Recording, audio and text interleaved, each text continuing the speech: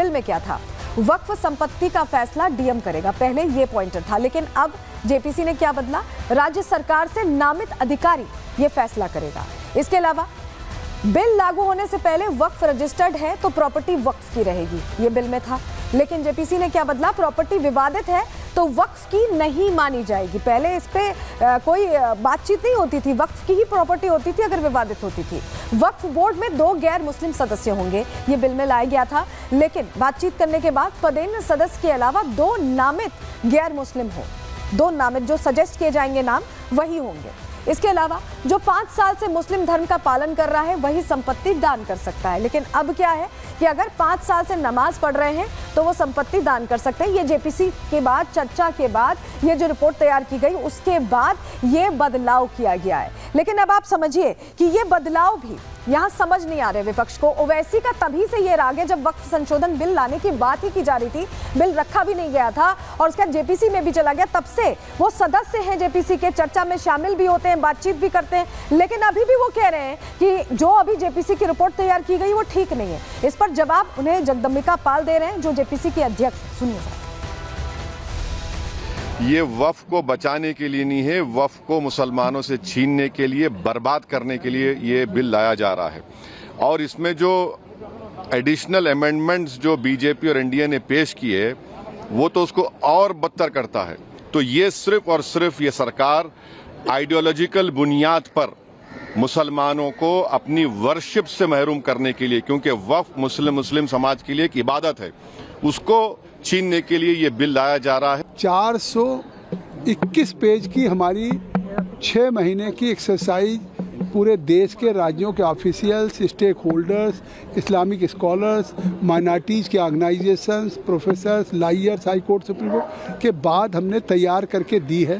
तो by voting ही हमने इसको अडॉप्ट करके आज प्रस्तुत करना था और हमने उसके बाद नोट ऑफ डिसेंट भी मांगा था। उस 421 पेज पे उनका 281 पेज का नोट ऑफ डिसेंट पहले से है। लोकसभा में हमारे भारत के गृह मंत्री श्री अमित शाह जी ने कहा कि ये जो विपक्ष के द्वारा आपत्ति उठाई जा रही है कि हमारे डिसेंट नोट में हमारी कुछ चीज़ें डिलीट की गई हैं, उन्होंने स्पष्ट तौर से कहा कि हमारी पार्टी को कोई एतराज़ नहीं है।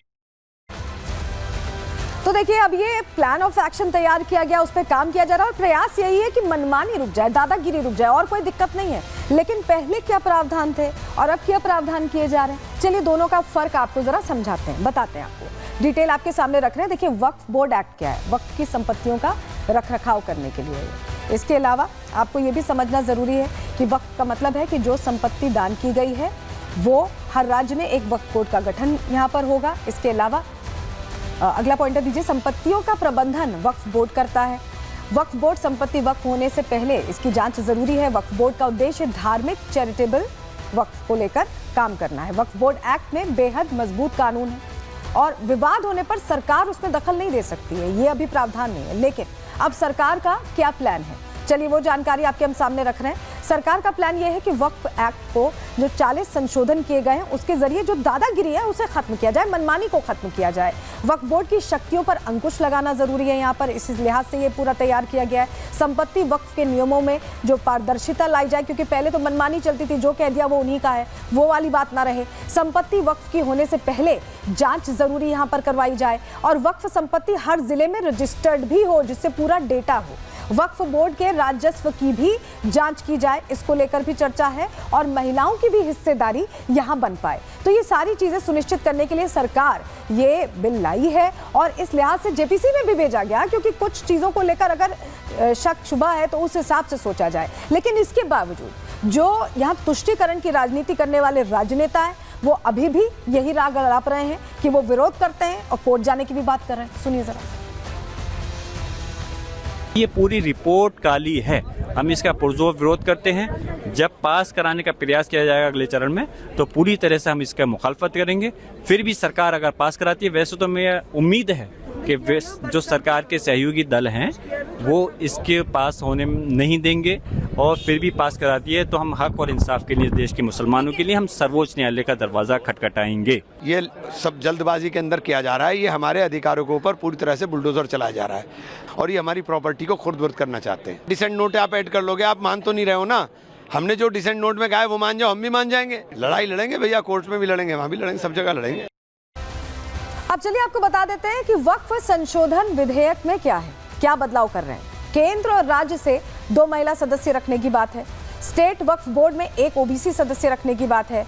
बोहरा और आगा खानी के लिए अलग बोर्ड बनाने की बात है। महिला उत्तराधिकारी के अधिकारों का संरक्षण यहां पर जरूरी समझा गया है। सभी मामलों पर लिमिटेड एक्ट लागू हो, यह भी समझा गया जरूरी। पोर्टल से वक्फ की संपत्तियां रजिस्टर्ड हो और सभी संपत्ति के कागज पोर्टल पर डालने होंगे, अपलोड करने होंगे। सरकारी संपत्ति पर दावे की जांच होगी। पहले जो मनमानी चलती थी उस पर नकेल कसने के लिए यह पूरा संशोधन का प्रारूप लाया गया। इसको लेकर जेपीसी बैठाई गई, चर्चा की गई, सब कुछ हो गया। लेकिन अभी भी मौलाना साहब हैं कि वो खुश नहीं हो रहे। अभी भी उनको चिंता है कि उनकी मनमानी बंद हो जाएगी, क्योंकि जो बाकी मुस्लिम हैं वो तो ये कह रहे हैं कि ये कुछ बड़े मुस्लिम ओहदेदार जो हैं उनकी मनमानी चलती है और उनकी मनमानी रुक जाएगी। क्या यही परेशानी की वजह? सुनिए जरा उनका भी क्या कहना है, मौलानाओं का क्या कहना है इस पर।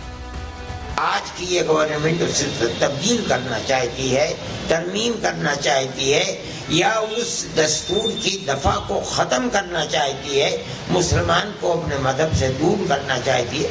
हम जहाँ तक इसकी मुदाफ़ात कर सकेंगे करते रहेंगे और हमने इसी सिलसिले में कदम उठाया है। ये सिर्फ मुसलमानों का मसला नहीं है, बल्कि इस मुल्क के संविधान के बचाने का, इस मुल्क में सेकुलरिज्म के बाकी रहने का और इस मुल्क का जो ढांचा इस मुल्क के बनाने वालों ने और जनाब अम्बेडकर ने बनाया था, उसके बाकी रखने और न रखने का। लोगों का ये मानना है कि वक्फ जो है Waqf by the Muslim for the Muslims है, लिहाजा उसमें किसी किस्म के इस तरीके का कोई भी कानून साजी करना जो वक्फ के इंटरेस्ट में ना हो, कहीं से भी फ़ायदेमंद नहीं है।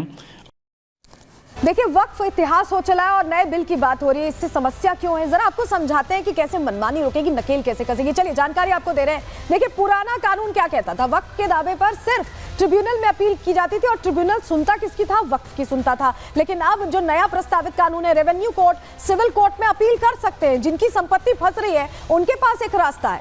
वक्फ ट्रिब्यूनल के फैसले को चुनौती नहीं दे पाते थे पहले पुराने कानून ने। अगर वक्फ ट्रिब्यूनल ने कह दिया कि संपत्ति वक्फ की है तो आप कुछ नहीं कर सकते, लेकिन इस बार वक्फ ट्रिब्यूनल के फैसले को हाईकोर्ट में आप चैलेंज कर सकते हैं। ये प्रस्तावित कानून में है।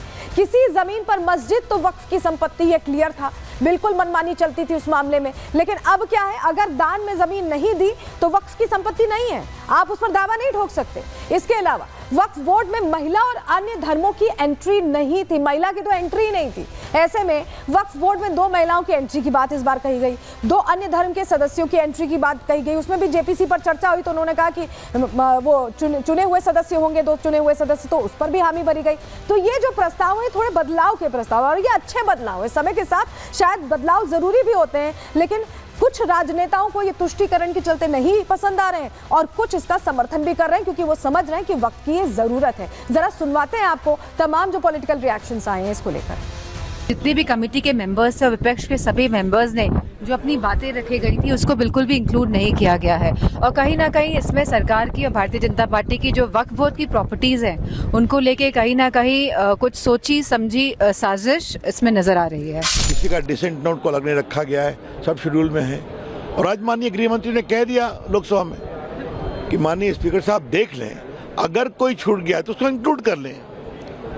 लेकिन बड़ी बात यह है कि ये लोग तुष्टीकरण पर इनकी सुई अटकी हुई है। जिन लोगों को ऐसा बताया जाता था कि आपकी जमीन नहीं है, ये वक्फ बोर्ड की जमीन है, उनको अब उनका हक मिलेगा, उनको अधिकार मिलेगा, उनके भविष्य के लिए उनके बाप दादाओं की जमीन को अब कोई छीनेगा नहीं। विरोध करना है इसलिए विरोध न करें, यह मेरी गुजारिश रहेगी। बहुत लोग हैं, बहुत संस्थाएं हैं जिन्होंने बहुत समर्थन भी दिया है और प्रधानमंत्री मोदी जी की सरकार एक अच्छी मंशा, एक अच्छे लक्ष्य के साथ इस बिल को लेकर आई है। अपोजिशन की कोई आपत्ति नहीं होनी चाहिए। अपोजिशन ने हमेशा वक्फ को लूटा है,